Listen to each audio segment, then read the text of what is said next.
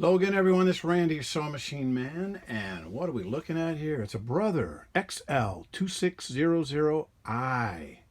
And why are we making this video? Well, there's a lot of good machines out there, and I'm always telling you, here's the one to buy. Here's the one to take with you to the zombie apocalypse, or the last machine you'll ever need. But this one is the other end of the spectrum.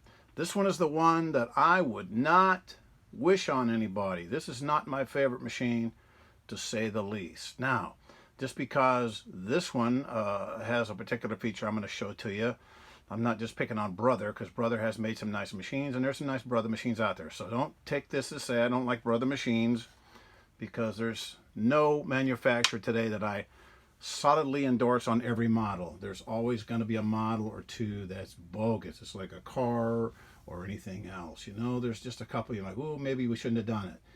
This one here is all about the price point, and I think that's what they did with this one when they decided to put the plastic in a critical place where you never put plastic, in my opinion.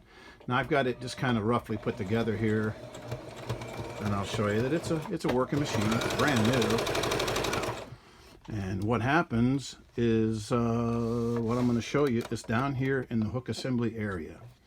The hook on the sewing machine needs to be made out of chrome plated steel.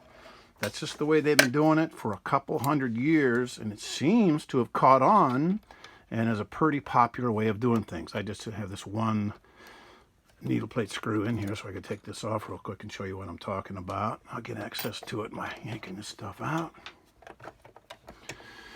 Take this plate off here, take that plate off there, and I'll show you of what we're talking about. Now, a lot of the new machines have the daggone bobbin case made out of plastic, and that's just the way it is throughout. When you have these drop-in bobbin machines, they're all going to have plastic bobbin cases. That's what this is. Now, the bobbin case can be plastic because it doesn't do anything except, well, I can get this out. I've done it before. There we go. All this does is hold the bobbin case in place, and of course you got the magnet that holds it down, and this is state of the art. This is the way you're doing it, but this is plastic, not a problem. It's not my favorite thing, but it seems to work. If it ever spins out, it spins out counterclockwise, the needle hits it, polish it off, and replace it. These are expendable. If you got one of these, get plenty of these. But here's the rub on this guy right here. This one has a hook assembly completely made out of plastic. See what happens, let me get this down real close here so I can see just what the heck's going on. Get as close as we can so you can get the idea. What happens when the needle goes down is it goes right in front of this doggone hook assembly here, right in front of the plastic.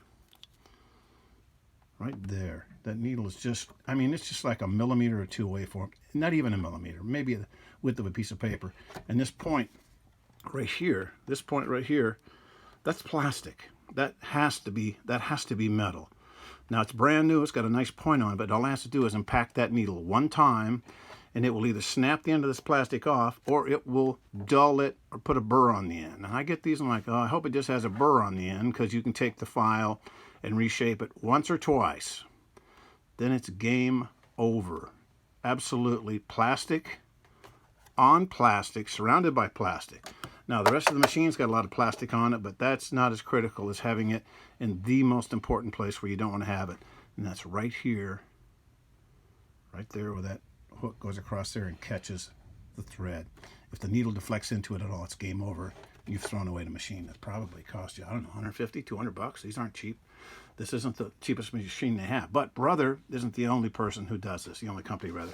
I've seen them on Genomi's, I've seen them on other machines where this is plastic. So I guess this is a fad. I hope it goes away soon and people stop buying these. They will stop making them. So I'm not going to tell you to stop buying them. That wouldn't be fair to Brother, but I'm not going to buy one. Or if anybody asks me, what do you think of an XL-2600i, I would say, no, I wouldn't buy it, because at some point it's going to fail and it's going to be end of the line for the machine. So that's what I have to tell you about the Brother XL-2600i. Thanks.